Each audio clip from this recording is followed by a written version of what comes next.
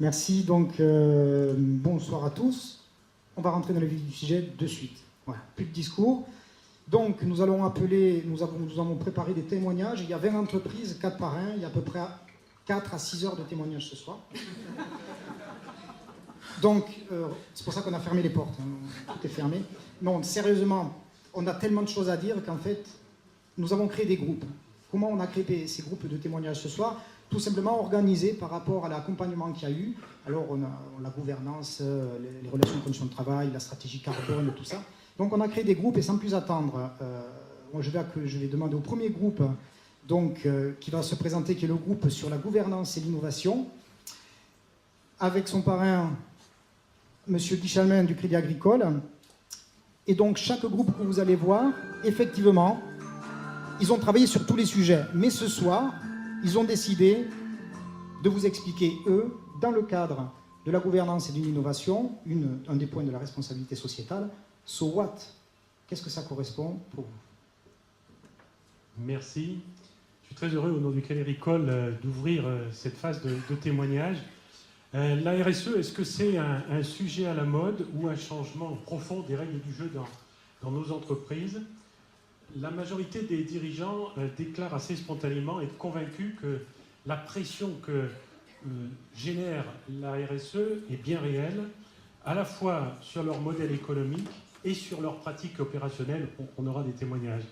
Pour autant, ce que recouvre la RSE est parfois flou, difficile à appréhender. Vous avez vu le schéma présenté par Madame Lévy, au point qu'il est difficile de savoir par quel bout il faut prendre le sujet. Alors, ce qu'on vous propose ce soir, dans le groupe Gouvernance et Innovation de témoignages, c'est de le prendre par le bon bout, c'est-à-dire celui de la gouvernance, c'est-à-dire tout ce qui touche à la stratégie, au pilotage et au mode de management de l'entreprise. À mes côtés, Madame Elina Choulet, qui est responsable de la R&D chez ICOT, Monsieur Nicolas Bécaud, qui est directeur commercial de BLH PIM, et Monsieur Benoît Ray, qui est le dirigeant de Areco. Alors, je vais commencer par vous, Monsieur Ray. Comment, dans votre entreprise, vous avez abordé la RSE dans ce projet? Bonsoir. Donc nous, en fait, quand nous avons démarré la démarche RSE il y a 2 ans, nous avons de suite décidé de la mettre au cœur de l'entreprise. Et pour la mettre vraiment au cœur de l'entreprise, nous avons décidé de décliner les objectifs de la société selon les 3 piliers du développement durable, c'est-à-dire l'économique, l'environnemental et le social. Contrairement à ce que l'on faisait avant, on ne prenait en compte que la démarche économique. Et pour que cette démarche et ces objectifs soient bien pris en compte par tous les collaborateurs, on a ensuite demandé à chacun de réfléchir quelle serait sa contribution. Et donc aujourd'hui, nous avons depuis 2 ans des collaborateurs qui ont tous les ans des objectifs en termes d'économique, d'environnemental et de social.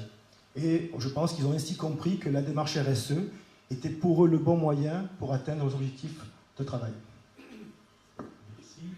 Monsieur Bécaud, chez BLH PIM, en quoi la démarche vous a été utile dans l'histoire de votre entreprise? Bonsoir.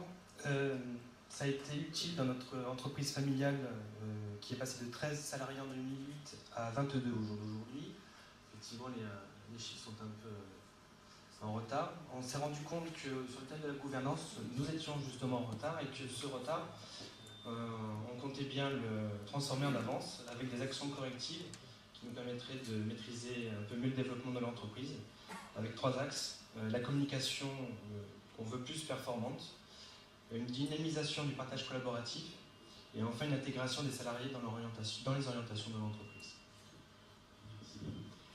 Madame Choulet, pour ICOT, en préparant ce témoignage, vous nous avez dit, ou j'ai compris que finalement la RSE faisait partie de l'ADN de votre entreprise. Expliquez-nous. Oui, bonsoir. ICOT est une jeune start-up grassoise qui innove en chimie verte en développant des polymères plus respectueux de l'environnement. Concrètement, qu'est-ce que c'est qu'un polymère? C'est le film qui va rester lorsque la peinture elle aura séché sur le mur, puisque nos produits sont destinés à l'industrie des peintures et des vernis. Les produits, la RSE, elle existe effectivement, comme vous le disiez, parce que génétiquement, dans les matières premières qu'on utilise, on utilise des huiles végétales ou des produits renouvelables, comme les acides gras qui viennent des résidus de l'industrie papetière. Donc en fait, je dirais que ces matières premières se créent par absorption des dioxydes de carbone et donc elles permettent de réduire l'empreinte carbone de notre activité.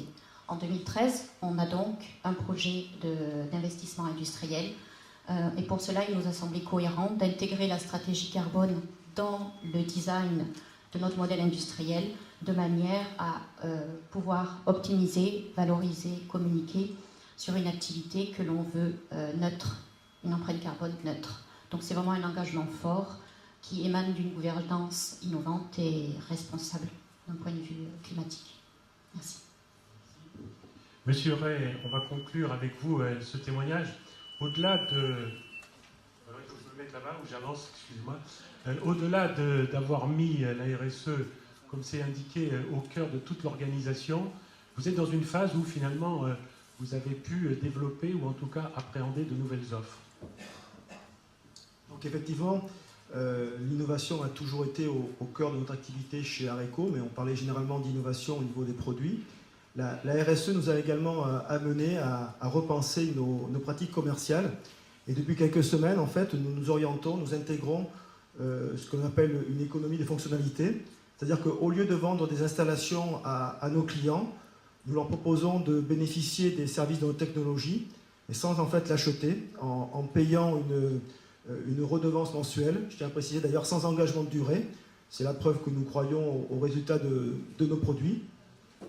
Donc c'est un modèle économique qui est tout nouveau pour nous et qui a l'avantage donc de mettre en valeur tout ce que l'on a pu faire jusqu'à présent en termes d'éco-conception, d'accentuer tout ce qui concerne la durabilité de nos produits, puisque finalement nous restons propriétaires de nos équipements, donc l'intérêt c'est qu'ils durent le plus longtemps possible.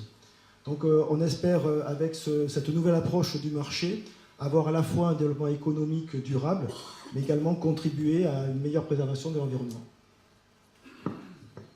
Avec ces trois témoignages, je crois qu'on touche du doigt l'importance de situer la RSE au plus haut niveau de l'entreprise, d'en faire une démarche et une impulsion collective. Et en termes de conclusion, on s'est dit que finalement, la RSE, en la prenant par ce bout-là, c'était l'opportunité de la voir en 360 degrés pour pouvoir l'installer de manière durable dans nos entreprises. Merci de votre attention et je crois qu'on peut applaudir nos témoins.